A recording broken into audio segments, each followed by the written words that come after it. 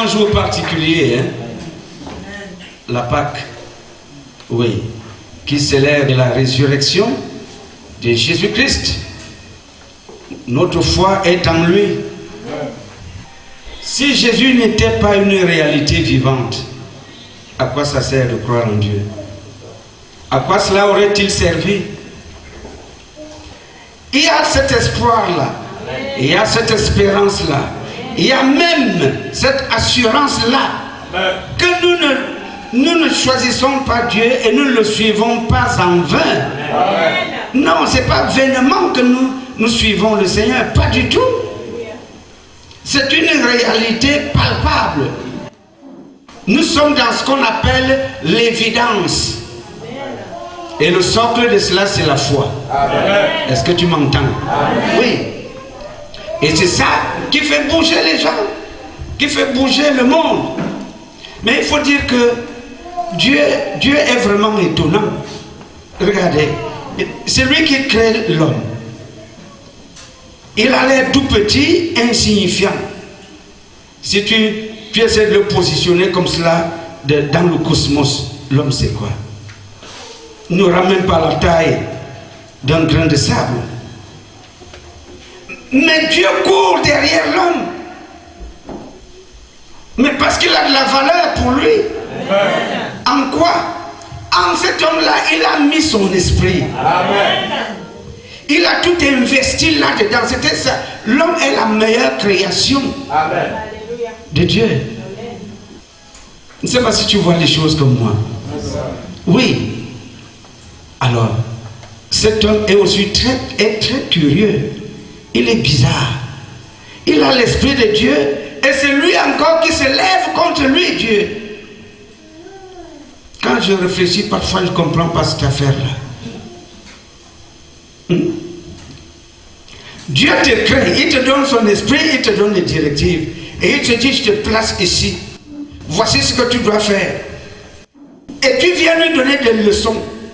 Comme pour dire, pas ici. Ne mange pas de ce fruit, tu dis non, il est rouge, il est flatteur, je vais le manger. Nous sommes toujours en train de faire le contraire de ce que Dieu nous demande.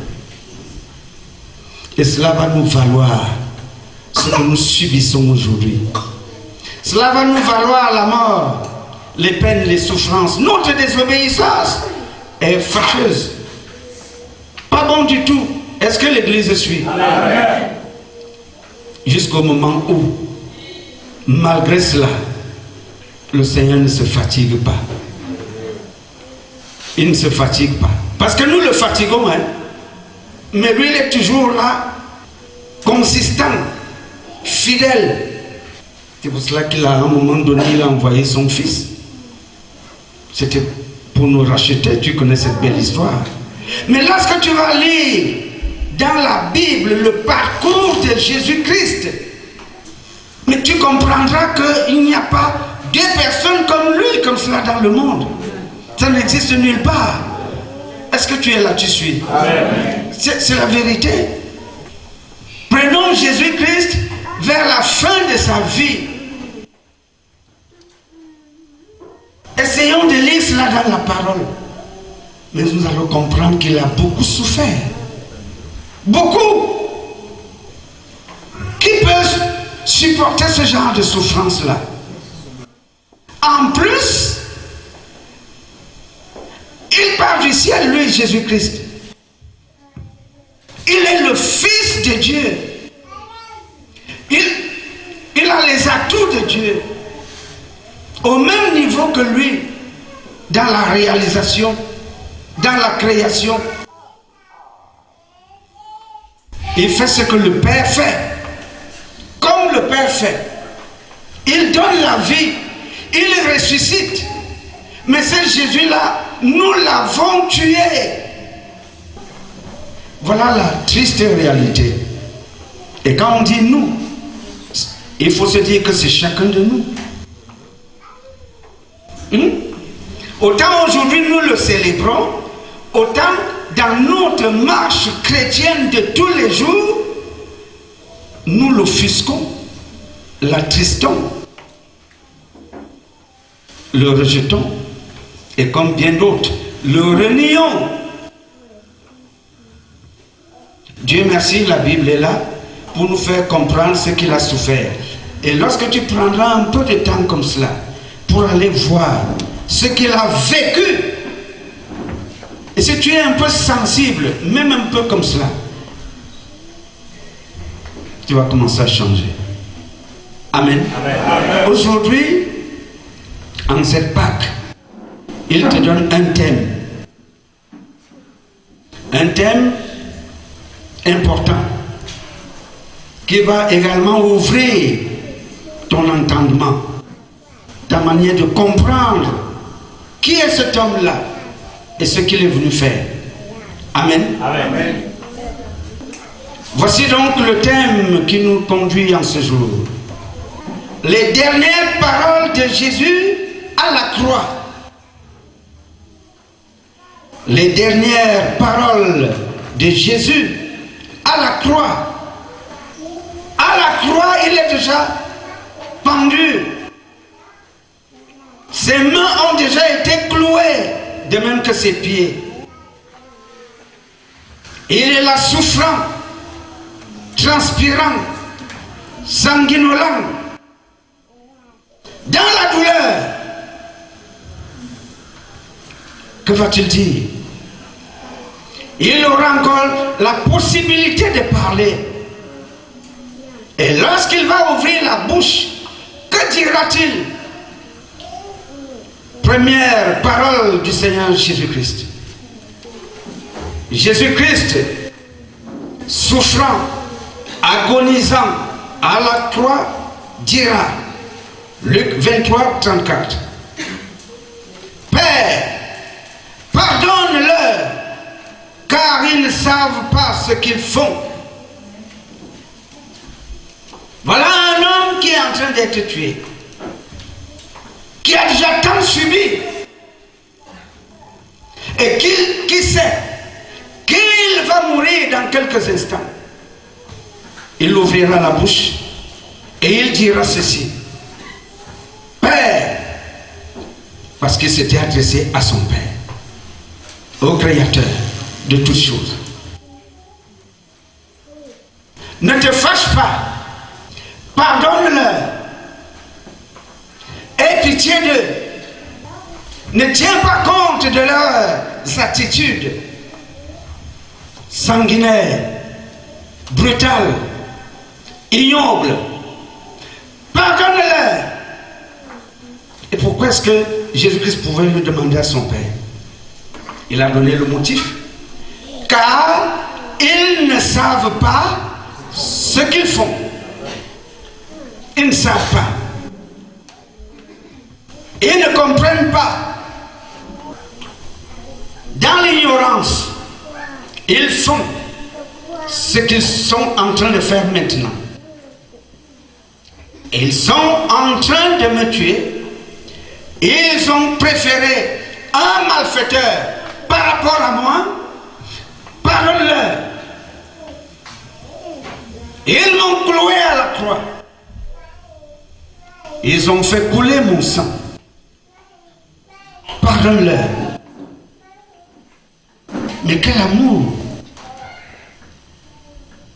La tendance générale de l'humain, c'est que lorsque tu es en pleine détresse, en pleine souffrance, les sentiments qui vont t'animer, c'est les sentiments de vengeance, la destruction de l'autre. C'est-à-dire, il faut rendre coup sur coup. Mais avec lui, c'est différent. Mais quel est cet homme qui, au sol, cloué, battu, méprisé, disons-le comme cela, abandonné, sera encore en train de plaider auprès du Père pour nous? Il n'y a que Jésus-Christ pour le faire. Amen. Et s'il le fait, c'est parce qu'il nous interpelle et voudrait que nous fassions la même chose. Il est notre parfait exemple. Amen. Est-ce que l'Église est là? Amen. Un exemple parfait d'amour, de compassion, de miséricorde. N'est-ce pas là un bel exemple à suivre? Ah ouais. N'est-ce pas là un chemin qu'il trace pour nous, tel que nous puissions le suivre?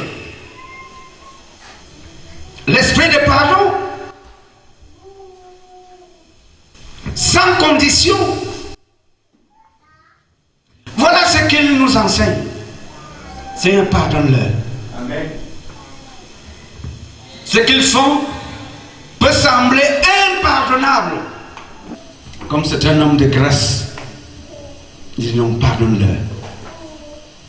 Et c'est pour cela, au travers donc de cette parole, de ce plaidoyer, au travers de l'acte qu'il posait pour nous, nous sommes pardonnés.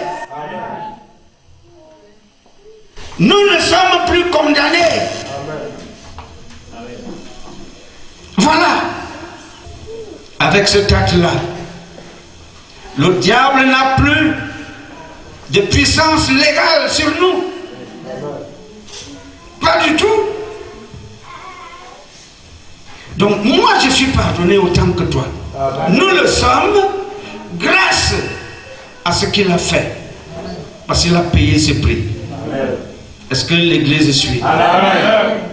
Alléluia. Amen. La bonne nouvelle qu'il nous apporte n'a point de contradiction. Dans 1 Pierre, chapitre 2, verset 20, il est écrit: en effet, quelle gloire y a-t-il à supporter de mauvais traitements pour avoir commis des fautes? Mais si vous supportez la souffrance lorsque vous faites ce qui est bien, c'est une grâce devant Dieu. Amen. Oui, les actes que tu poses sont bien, mais tu es incomprise, tel que l'on te fasse souffrir, c'est une grâce devant Dieu. Amen. Amen. Amen. Mais si tu as volé, si tu as violenté les gens, si tu as tué, naturellement, tu mérites un jugement, un châtiment. Il n'y a point de gloire à cela. Mais pour son cas, il n'avait posé aucun acte qui méritait qu'il puisse mourir. Et c'est pour ça qu'il dit, si vous supportez la souffrance telle qu'il l'a supportée, lorsque vous faites ce qui est bien, c'est une grâce devant Dieu. Amen. Est-ce que l'église suit? Amen. Quel homme miséricordieux. Père, pardonne-leur, car parce qu'ils font. Dans son évangile, qu'est-ce qu'il a dit dans Matthieu 5, 44? Il a dit, mais moi je vous dis, aimez vos ennemis, bénissez ceux qui vous maudissent, faites du bien à ceux qui vous haïssent, et priez pour ceux qui vous maltraitent et qui vous persécutent, afin, au verset 45, que vous soyez fils de votre Père qui est dans les cieux, car il fait lever son soleil sur les méchants et sur les bons, et il fait pleuvoir sur les justes et sur les injustes. Aimez vos ennemis, bénissez tous ceux-là qui vous maudissent, et faites du bien à ceux-là qui vous haïssent. Priez pour ceux-là qui vous maltraitent et vous persécutent. Vous voyez cela? Il l'a démontré jusqu'à la croix. C'était ça son langage, sa prédication. Quelqu'un te fait du mal, aime. Prie pour lui. Voilà la vraie parole de Dieu. Amen. C'est l'amour. L'amour total. L'amour parfait. Pour être fils, fille de Dieu, voilà. Il faut passer par ce couloir-là. Et à la croix, il le démontre. En Pierre chapitre 2, verset 21, il dit, Et c'est à cela que vous avez été appelés. Parce que Christ aussi a souffert pour vous, vous laissant un exemple, afin que vous suiviez ses traces. Lui qui n'a point commis de péché et dans la bouche duquel il ne s'est point trouvé de fraude. Lui qui injuriait ne rendait point d'injure, maltraitait ne faisait point de menaces, mais s'en remettait à celui qui juge justement. Où est l'église? Voilà la conduite à tenir. Donc à la croix, il a déclaré: Père, pardonne-leur, car ils ne savent pas ce qu'ils font. 1 Timothée chapitre 1 verset 13 nous parle du témoignage de Paul qui dit: moi qui étais auparavant un blasphémateur, un persécuteur, un homme violent, mais j'ai obtenu miséricorde parce que j'agissais par ignorance dans l'incrédulité. Paul avait persécuté l'Église. Il blasphémait contre Dieu. Il posait des actes ignobles, violents. Lorsqu'il a été saisi par le Seigneur, lorsqu'il a reçu la miséricorde de Dieu, il peut, de manière intelligible, le témoigner. J'ai obtenu miséricorde parce que j'agissais par ignorance, dans l'incrédulité. C'est le lot de beaucoup encore aujourd'hui. Tu donneras la parole de vie, la parole de Dieu, la bonne nouvelle aux uns et aux autres. Tout le monde ne l'accepte pas tout de suite. Pour bien des gens, ça va prendre du temps. Le maître du temps, c'est Dieu. Amen. Ce que les hommes de Dieu, les servants de Dieu font, les fils et les filles de Dieu, lorsqu'ils vont prêcher, ne vous offensez pas des attitudes des gens dans leur résistance. Rien ne dit qu'à un moment donné, ils soient touchés, qu'ils soient transformés. Est-ce que l'Église suit? Il faut continuer à parler. À parler et à parler. Deuxième déclaration de Jésus à la croix. Luc 23, 43. Jésus lui répondit: je te le dis en vérité, aujourd'hui tu seras avec moi dans le paradis. C'est une déclaration du Seigneur. Il est à la croix. Et à côté de lui, il y a deux malfrats. Lisons le verset 39. L'un des malfaiteurs crucifiés l'injuriait, disant: n'es-tu pas le Christ? Sauve-toi toi-même et sauve-nous. Comme pour ironiser. Mais l'autre, c'est-à-dire l'autre brigand, le reprenait et disait: ne crains-tu pas Dieu, toi qui subis la même condamnation? Pour nous, c'est justice, car nous recevons ce qu'ont mérité nos crimes. Mais celui-ci n'a rien fait de mal. Donc, il trouve même quelqu'un à côté de lui qui est condamné là, qui plaide pour lui Jésus-Christ. Amen. Amen. Et il dit à Jésus: souviens-toi de moi quand tu viendras dans ton règne, quand tu reviendras pour juger le monde, pour enlever ton église. Souviens-toi de moi. C'est là où il lui répondit: je te le dis en vérité, tu n'attendras pas ce temps-là. Aujourd'hui, tu seras avec moi dans le paradis. Amen. Aujourd'hui, yes, tu seras avec moi dans le paradis. Voilà quelqu'un qui est voué à la mort, qui est condamné par les hommes, mais pas par Jésus-Christ.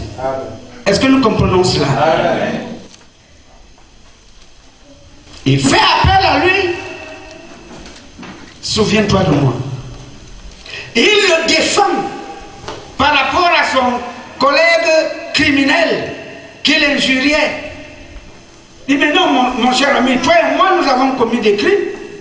Nous méritons cette punition, ce châtiment. Mais lui, il n'a rien fait. Donc, dans la vie, lorsque tu prendras, tu défendras la cause du Seigneur, mon ami, tu marques les points. Est-ce que tu m'entends? Quand tu prendras la défense du Seigneur, tu marqueras les points. Oui. Il t'écoutera comme il entendait cet autre brigand également parler. Comme pour dire quoi? Dans notre vie, nous pouvons avoir été des brigands, des blasphémateurs, des méchants. Mais il y a un moment où tu es appelé à te repentir, à dire, Seigneur, je regrette, j'abandonne ces ténèbres-là, ces attitudes-là, reçois-moi. Ici, il lui avait dit, souviens-toi de moi quand tu viendras. Ça veut dire qu'il croyait même. Il y a beaucoup de gens qui croient, mais qui posent des actes qui ne glorifient pas Dieu. Seigneur, souviens-toi de moi quand tu reviendras. Et la réponse du Seigneur est immédiate. Qu'est-ce qu'il dit? Non, aujourd'hui. Lorsque nos âmes seront enlevées, lorsque le souffle de vie dans ce monde sera coupé, tu seras avec moi dans le paradis, dans le royaume de Dieu, le royaume des cieux. C'est une belle promesse. Est-ce que l'Église suit? Amen. Donc il n'est pas trop tard pour toi qui, dans ta vie d'hier encore, il n'y avait pas Dieu, il n'y avait pas de repentance. Il n'est pas trop tard pour toi de revenir à Dieu comme ce brigand et de dire, Seigneur, pardonne-moi, puisque tu as déjà obtenu le pardon du Seigneur Jésus-Christ lui-même. Est-ce que l'Église suit? Amen. Que nous dit la parole dans Jean chapitre 3 verset 17? Il est écrit, Dieu, en effet, n'a pas envoyé son Fils dans le monde pour qu'il juge le monde, dans le sens de pour qu'il condamne le monde. Non. Mais pour que le monde soit sauvé par lui. C'est pour cela que Jésus-Christ vient dans ce monde. Il ne trouve pas le monde dans un bel état. Il est rempli de malfaiteurs, de pécheurs, de sanguinaires, d'incrédules, de blasphémateurs. Il vient, c'est pour les sauver, pour les amener à la repentance. Et le verset 18 dit, celui qui croit en lui n'est point jugé, mais celui qui ne croit pas est déjà jugé, parce qu'il n'a pas cru au nom du Fils unique de Dieu. Et ce jugement,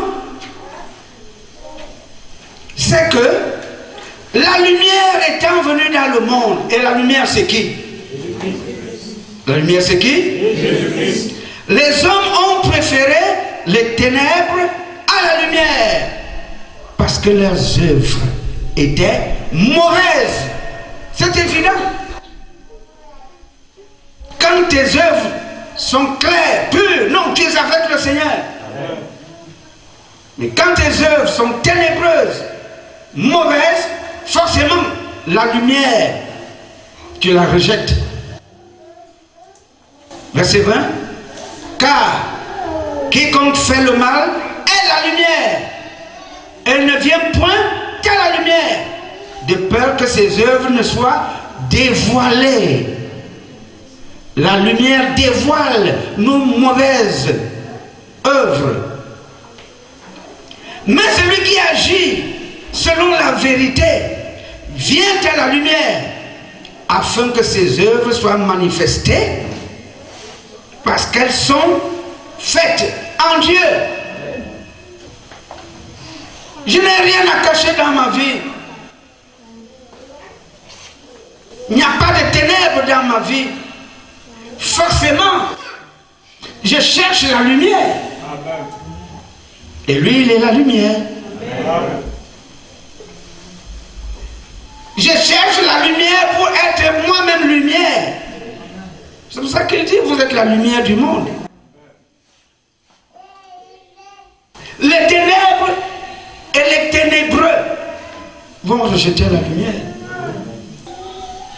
Parce qu'ils ont des choses à cacher. Ne voulaient pas voir leurs secrets dévoilés, simple comme bonjour. Donc lorsque tu te repens, comme ce brigand, la vie dans le royaume des cieux t'est assurée. Amen. Il faut donc, écoute-moi bien, te repentir. Maintenant, confesser Jésus-Christ comme ton sauveur et ton Seigneur personnel. Amen. Premier pas. Deuxième pas, chercher à avoir la connaissance de ses voies pour les suivre. Troisième déclaration de Jésus. Jean 19, 26. Jésus, voyant sa mère et auprès d'elle le disciple qu'il aimait, dit à sa mère, « Femme, voilà ton fils. » Puis il dit au disciple, « Voilà ta mère. » Et dès ce moment, le disciple l'a pris chez lui. Et il est à la croix. Jésus-Christ est né d'esprit et de chair au travers d'une femme. Elle est là. Elle voit son fils souffrant, mourant, agonisant, maltraité. Elle était en larmes. Elle était attristée. Mais il fallait bien que le Seigneur Jésus-Christ, qui s'était adressé au Père pour tous, pardonne-leur, dise un mot à sa maman charnelle. Et le mot c'est quoi? Pour la consoler. Voilà ton fils. C'était le frère de Jésus, Jean. Le voilà. Donc tu ne seras pas seul. Voilà le fond de ce que Jésus-Christ voulait dire au travers de cette parole. Ne sois pas tant attristé. Tu as encore ton fils là. Toi, fils là, écoute, voilà ta maman. Entretiens-la. Voilà ce que ça veut dire. Un peu comme si tu étais mourant. Tu vas élever cette parole-là, prononcer cette parole pour rassurer les gens.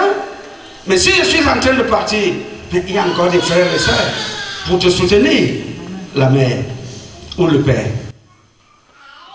C'était des paroles de soutien qui ne contredisent pas celle-ci. Exode 20, 12. Exode 20, 12 dit, honore ton père et ta mère, afin que tes jours se prolongent dans le pays que l'Éternel, ton Dieu, te donne. Dans la Bible, il demande que les enfants honorent leurs parents. C'est pour cela qu'il dit à son fils ici, aux disciples, voilà ta mère, occupe-toi d'elle. Simple comme bonjour. Mais dans la de Dieu. Qui est la mère de Jésus? Qui est le frère de Jésus? Qui est la sœur de Jésus? Lisons-le. Et là, c'est la doctrine. Matthieu 12, 46 dit, comme Jésus s'adressait encore à la foule, voici sa mère charnelle et ses frères charnels qui étaient dehors cherchèrent à lui parler.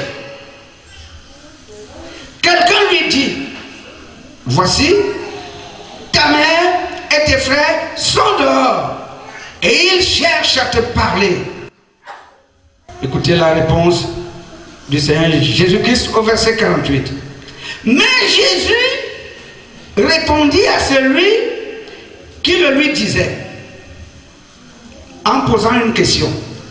Tu me parles de ma mère là-bas dehors, de mes frères et sœurs. Voici la question de Jésus. Qui est ma mère et qui sont mes frères? Pour corriger notre compréhension de la parole profonde de Dieu. Verset 49. Puis, étendant la main sur ses disciples, il dit, voici ma mère et mes frères.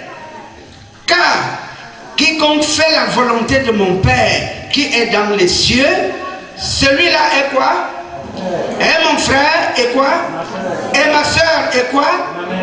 Bénis l'Éternel. Bénis l'Éternel pour la compréhension profonde.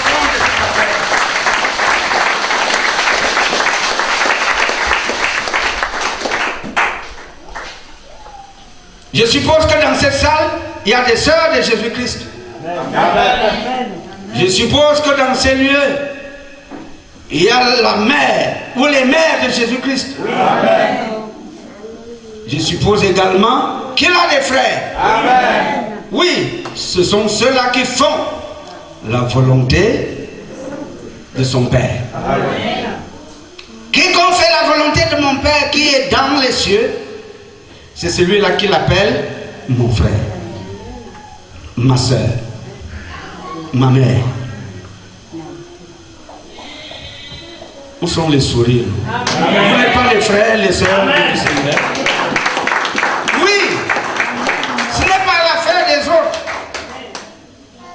Si tu suis et fais la volonté du Seigneur, tu es sa mère.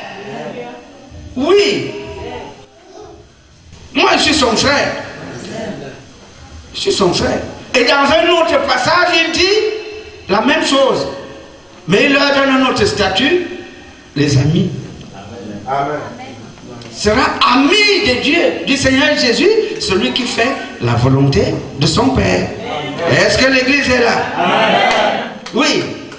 Voyons la quatrième déclaration de Jésus-Christ à la croix. Dans Matthieu 27, 46, le Seigneur Jésus parle.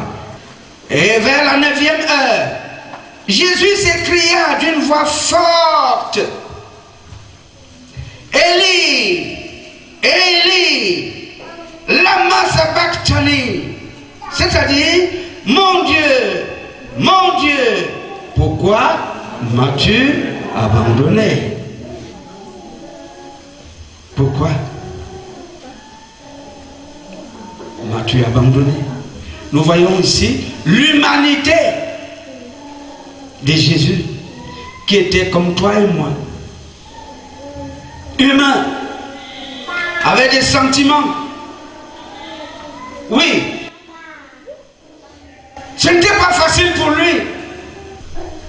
Il savait qu'il devait subir durement dans sa chair.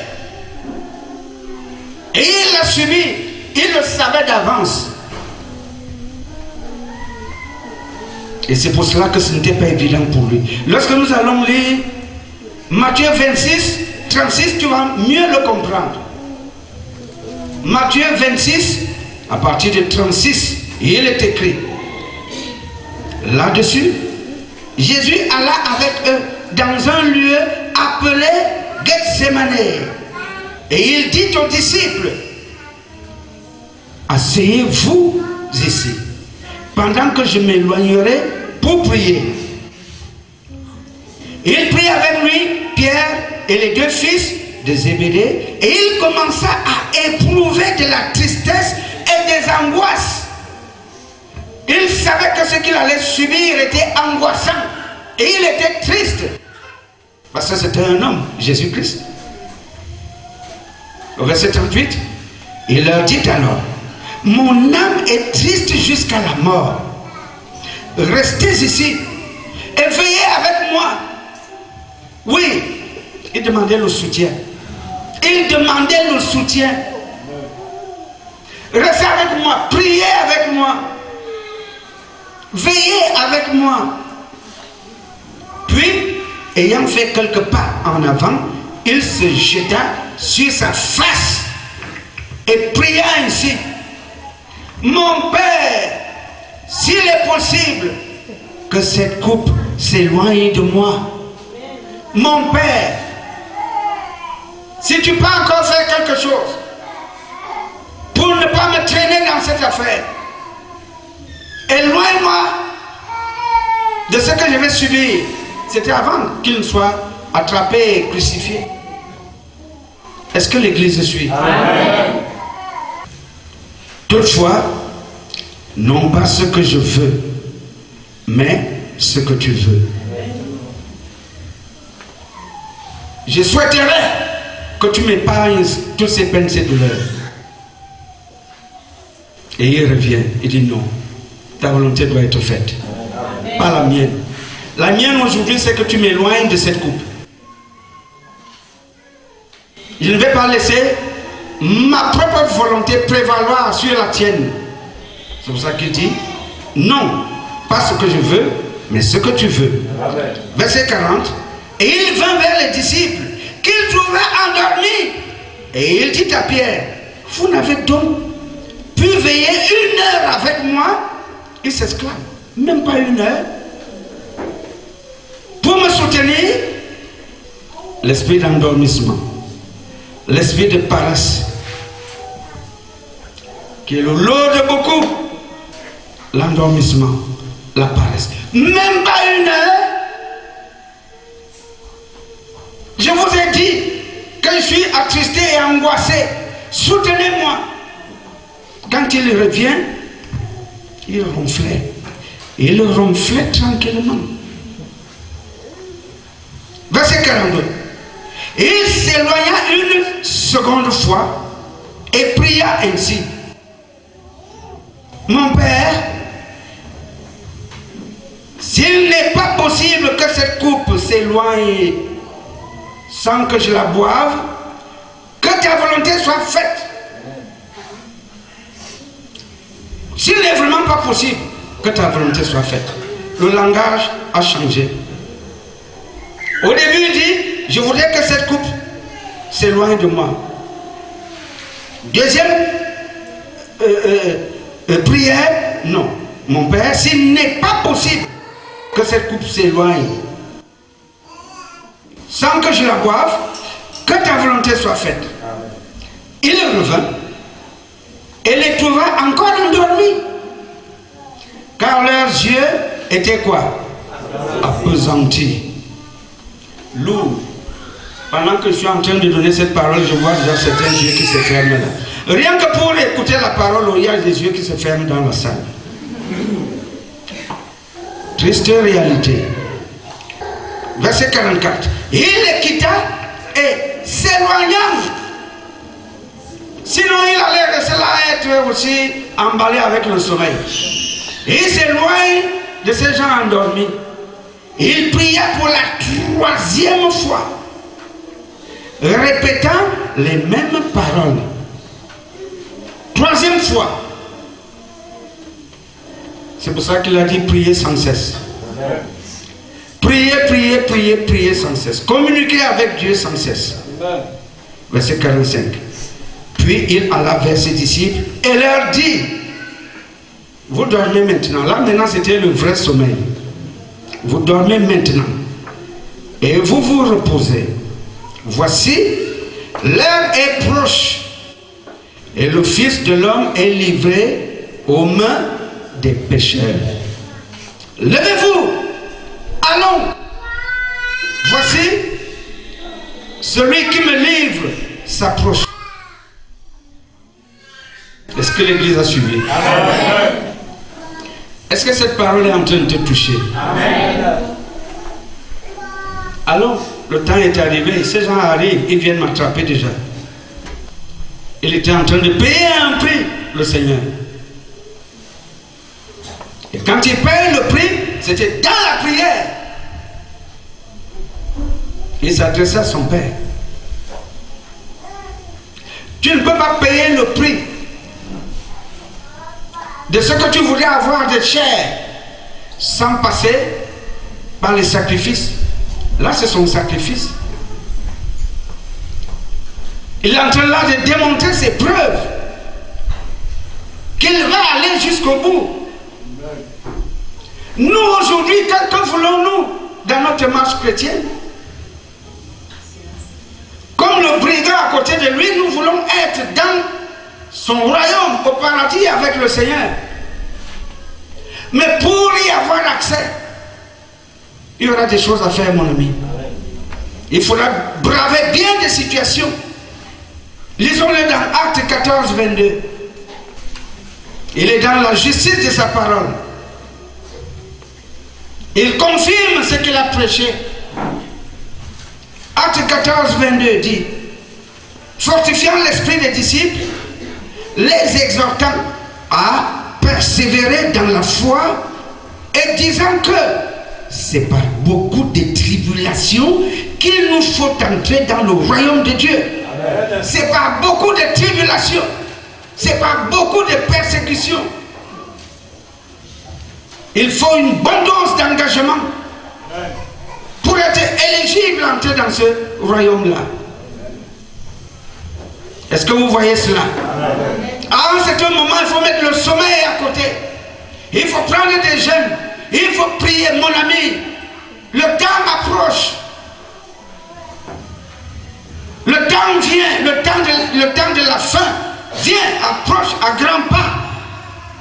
C'est par beaucoup de tribulations qu'il nous faut entrer dans le royaume. Comme lui, ce n'était pas facile. Est-ce que l'Église suit? Amen. Cinquième déclaration. Jean 19, 30. Quand Jésus eut pris le vinaigre, il dit: tout est accompli. Tout. Il a achevé l'œuvre de notre rédemption, de notre rachat, de notre salut, de notre réconciliation avec son Père. Cela s'est fait là. Au travers de temps et de temps de souffrance, de mépris, de rejet, de crachat. Et tu n'as même pas idée des souffrances qu'il a eues lorsqu'on frappait, quand on le frappait. On le frappait au point où son visage boursouflé, l'œil sorti de l'orbite, il ne pouvait plus voir. Les gens sont allés jusqu'à dire: bon, maintenant que tu es dans cet état, prophétise et dis-nous qui t'a frappé comme cela, puisque tu dis que tu es fils de Dieu. Vous n'avez pas idée des souffrances du Seigneur. Vous n'avez pas idée de ce que cela signifie qu'on vous cloue les deux mains avec de gros clous sur le bois, de même que les pieds. Vous n'avez pas idée. Mais c'est là où il va déclarer: tout est accompli. Et à la croix, il a demandé l'eau parce qu'il avait soif. Par mépris, les gens sont venus avec le vinaigre. Ça dit quelque chose d'amer. Oui, il était en train de recevoir nos amertumes, nos vies amères, nos vies maudites, ténébreuses. C'est ce qui était en train d'être cloué à la croix. Et c'est ce que les gens ont démontré là-bas en lui donnant le vinaigre. Il a soif, il demande de l'eau, on lui donne le vinaigre. Tout est accompli.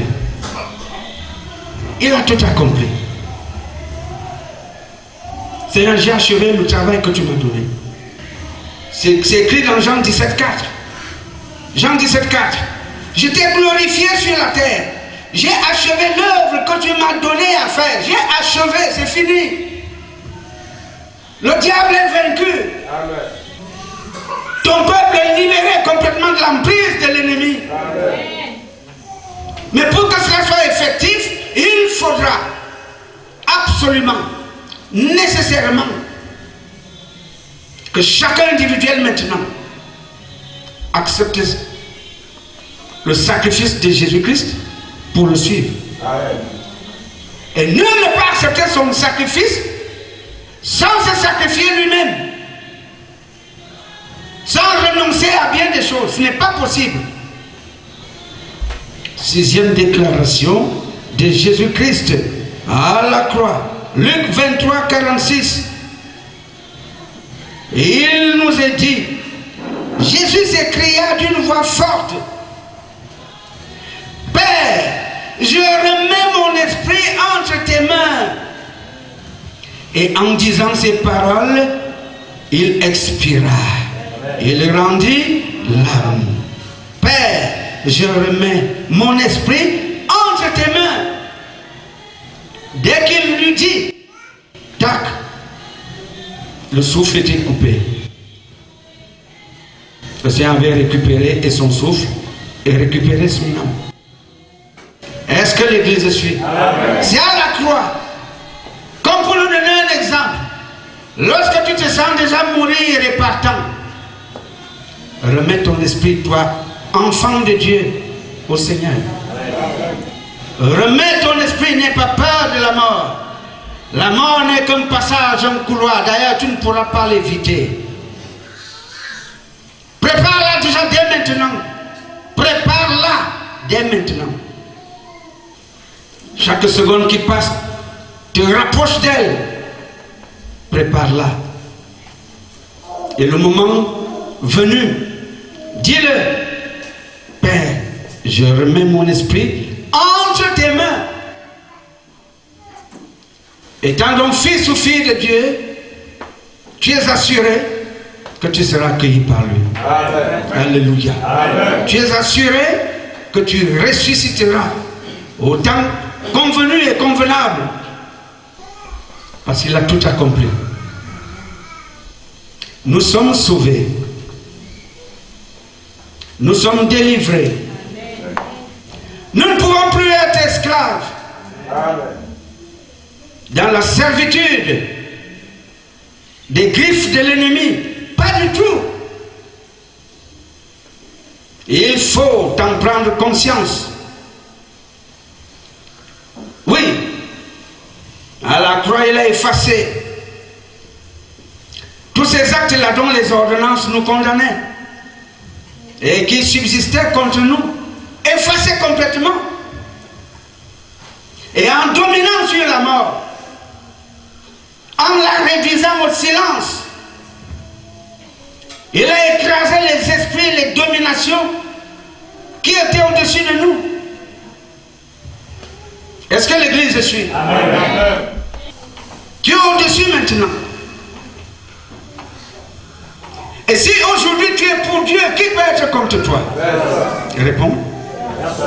Qui peut être contre toi?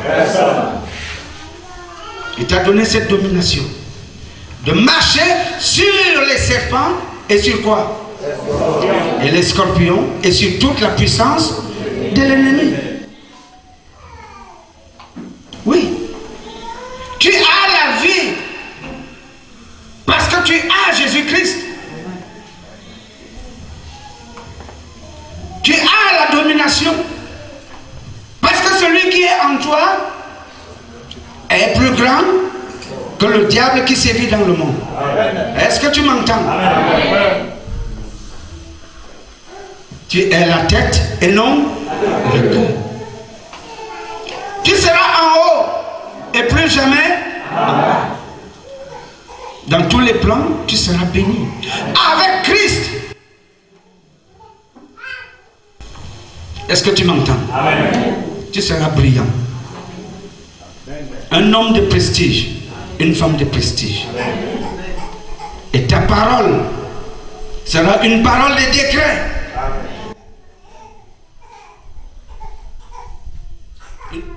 Pas une parole morte. Oui. Ceux qui sont en Christ ont une parole de vie. Est-ce que l'Église suit? Amen. par l'Esprit. C'est pour cela qu'au nom de Jésus-Christ, tu feras des exploits. Amen. Au nom de Jésus-Christ, tu ressusciteras les morts. Amen. Au nom de Jésus, tu délivreras ceux-là qui sont comme possédés par les mauvais esprits. Amen. Tu prieras sur les malades et ils seront guéris. Amen. Mais voilà l'héritage que tu reçois. Et quiconque se lèverait comme pour tenter de te maudire, se maudit. Amen. Est-ce que tu m'entends? Amen. On ne maudit pas.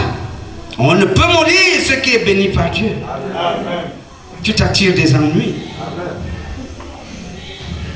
Tu seras une personne de lumière. Tu seras le sel de la terre. Amen. Est-ce que tu m'entends? Amen. Oui. Il faut être en Christ, avec Christ, parce qu'il vit en toi. Nous en lui, lui en nous. Amen.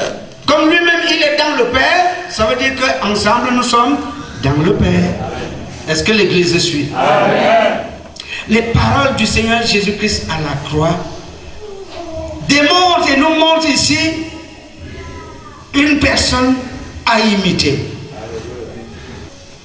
Il a été vrai avec lui-même, clair avec lui-même. Il ne s'est pas renié. Il n'a pas renié son œuvre, sa mission. Il a accompli sa mission. Quelle conclusion toi tu vas tirer de cette affaire-ci? Ça va t'inspirer quoi pour terminer? Quand tu entends tout ce qui a été dit, lorsque tu vois tout ce que tu as lu, tu as vu ce qui s'est passé, et à la fin, qu'est-ce que tu vas dire?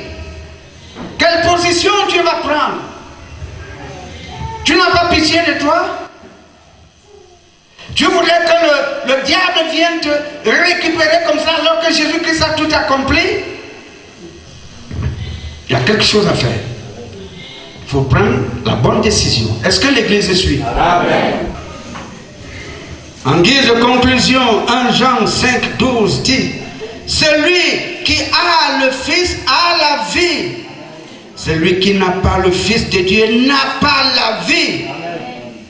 Je vous ai écrit ces choses afin que vous sachiez que vous avez la vie éternelle, vous qui croyez au nom du Fils de Dieu. Voilà la conclusion. Ainsi, il ne serait pas mort en vain. Cherchons à la voir afin qu'il devienne notre possession. Donnons-nous entièrement à lui et marchons dans ses traces. Revêtons-nous du Seigneur Jésus-Christ. Et nous avons l'assurance. Nous avons cette ferme assurance que nous serons avec lui au paradis,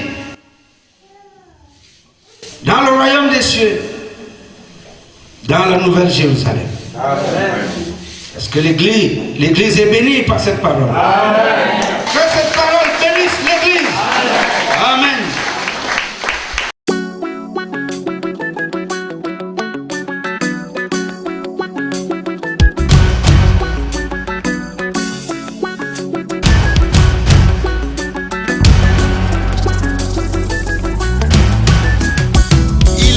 Il est là.